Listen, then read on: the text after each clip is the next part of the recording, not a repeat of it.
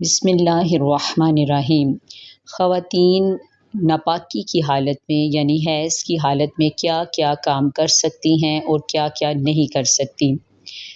ख़वातीन नापाकी की हालत में यानी हैज़ की हालत में कुरान को नहीं छू सकती, नमाज नहीं पढ़ सकती, रोज़ा नहीं रख सकती, कुरान पढ़ने की इजाज़त नहीं है, हम बिस्तरी नहीं कर सकती। अब कौन कौन से काम हालत हैज़ में भी कर सकती हैं।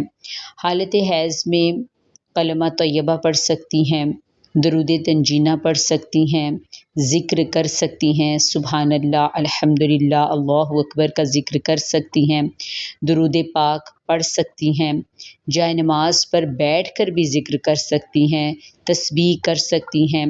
कुरान पाक के अलावा ज़िक्र अज़कार हर किस्म का करने की इजाज़त है।